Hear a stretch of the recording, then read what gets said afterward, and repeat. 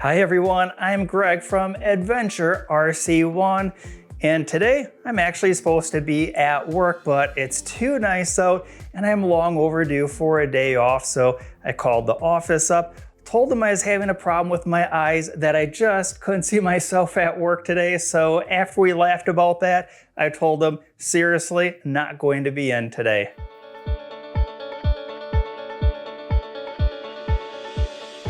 And that brings us to the Arrma Gorgon. This is the black edition, which means it was ready to assemble.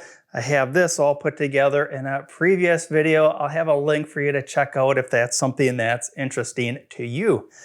Now this vehicle does come with a battery pack. It does come with a 7-cell hump pack. However, I've upgraded the battery pack. So in this video, we're going to be checking out a 2S Lipo. So I'm going from 8.4 volts, but 3,300 milliamps and jumping down to 7.2 volts, but it's a Lipo. So the battery voltage is going to be so much more consistent. And the power capacity is 5,200 milliamps. Here's a quick view of the two battery packs.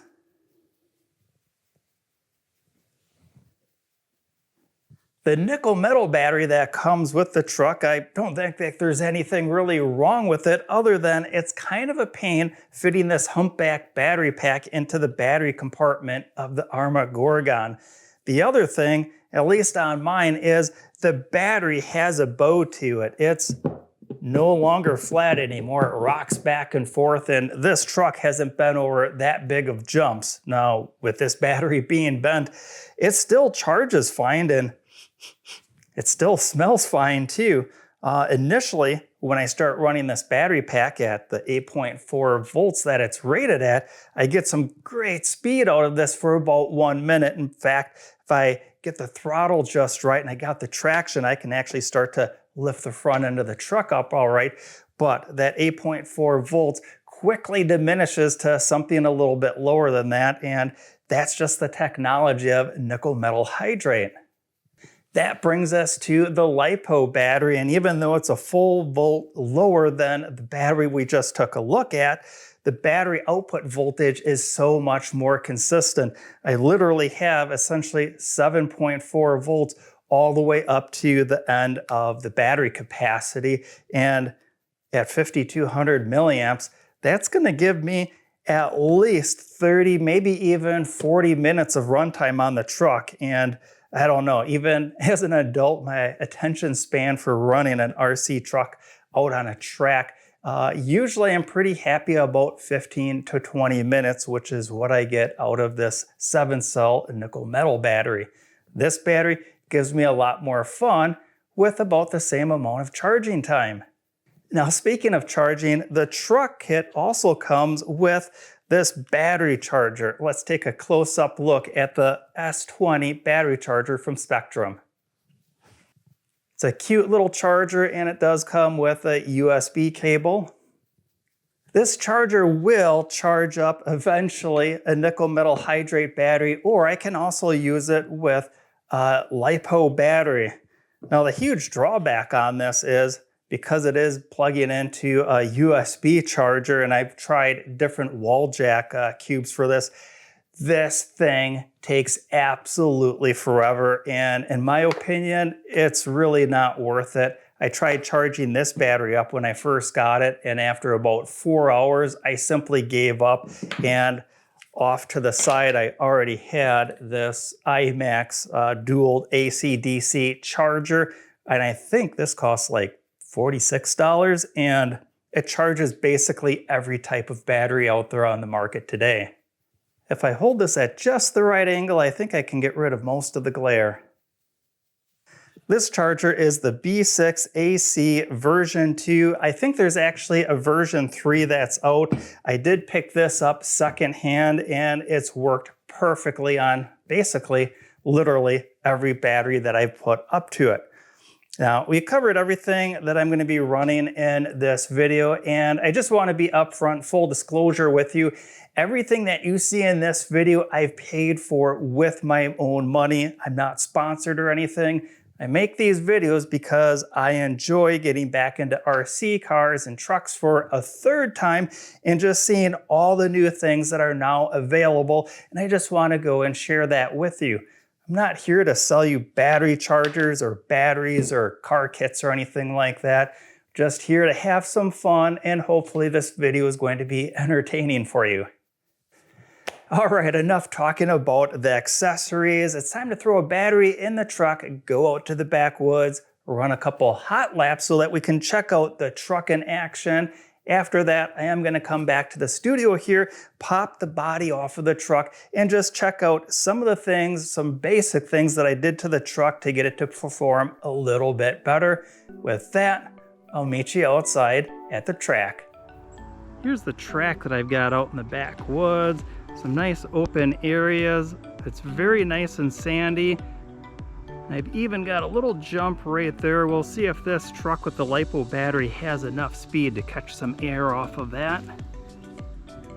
Here's the truck, and in the backwoods here, mandatory bug spray.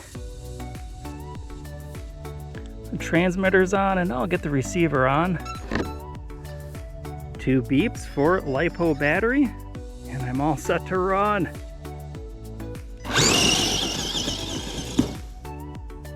That is epic. As we can see, that is not the first time I've hit that tree.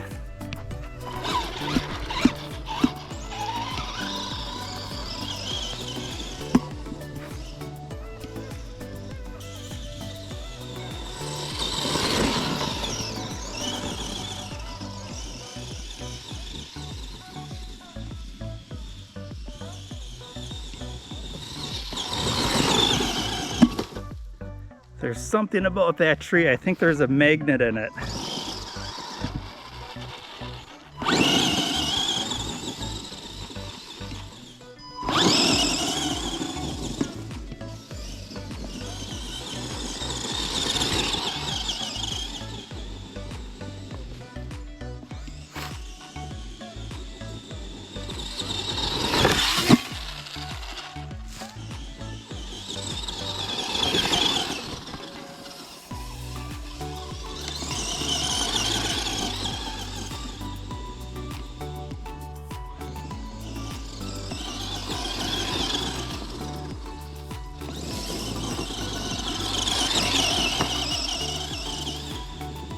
I don't know if you can see on camera, but I still have mosquitoes buzzing around me. With that bug spray, they're staying off of me, but I still have one flying literally into my eye every once in a while.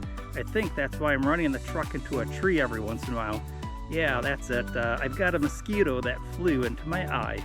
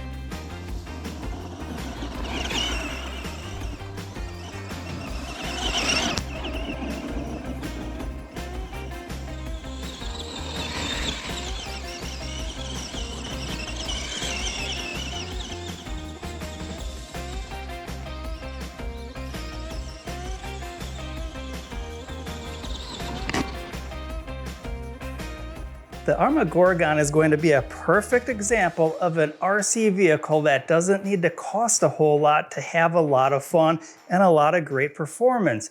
This thing I was able to power drift out there, out in the sand very easily, and I was also able to easily keep it under control, and just in general, it's a lot of fun to run.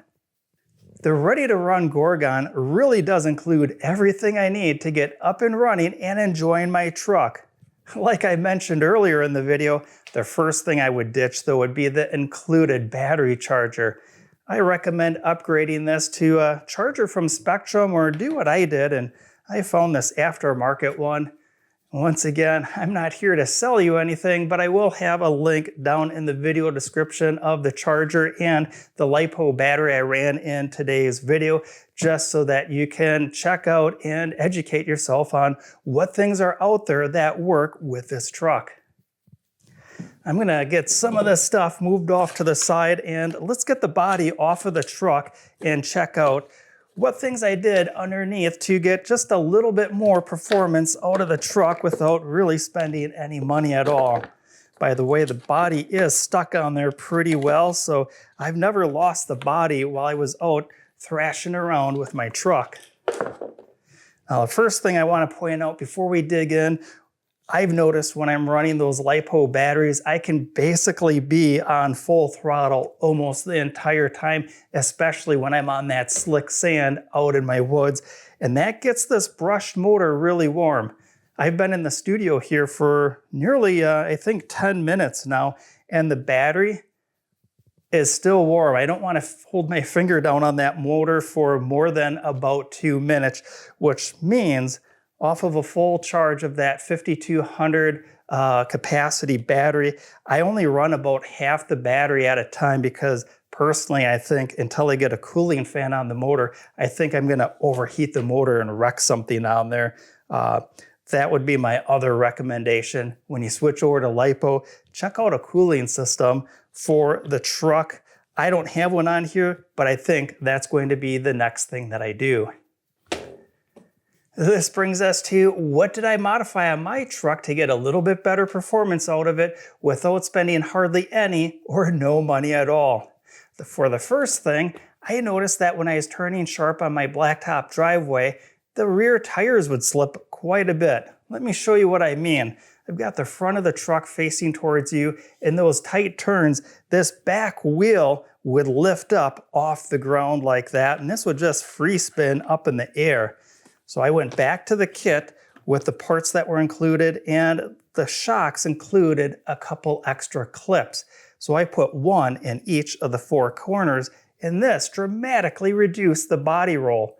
It still rolls a little bit, but for the most part, all 4 wheels always remained on the ground, unless of course I'm going over a jump, and I still had plenty of that rich plush suspension that this monster truck has. The other big thing I did is at the back end of the truck, I noticed that when I picked it up and I spun one wheel, the diff was super loose. And I went back, took it apart, and the diff wasn't oil filled. In fact, it just had a scarce amount of grease in there, just enough to keep the gears from melting.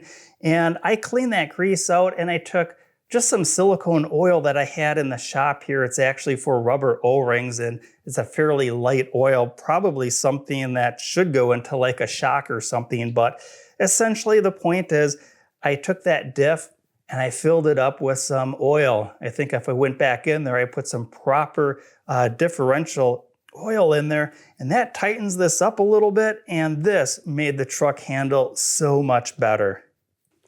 Those are the 2 major things that I did that really didn't cost me any money. The other 2 things that I did, and they're more of a personal preference, is I ran some aftermarket Lipo batteries, and to charge the batteries quite a bit quicker, I don't want to keep repeating it, but I did get a different battery charger, and all of this really didn't cost a whole lot of money.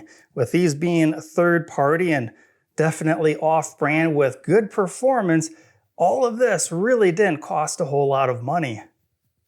I have a lot of fun creating these videos for all of you, but I'd like to hear your input. What would you like to see more in these videos? Do you want to see more up close of the truck, what it looks like, the features? Do you want to see more about the accessories that go with the truck? Or would you like to see more action out in the backwoods, ripping some laps through the sand? Let me know down below by leaving a comment. Thanks for joining me in this video, and join me in future videos as I continue to explore and play with different RC cars and trucks. This is one of the few electric vehicles I have. I've got a couple gas vehicles and a couple nitro RC trucks. Those are definitely going to be coming up in the very near future. If you like this video, don't forget to show it some love by giving it a like and subscribing to the channel. Not only is it a great way to help this channel grow, it's an awesome way to connect video content like this with other RC enthusiasts just like yourself. And until I see you again in the next video, keep on ripping.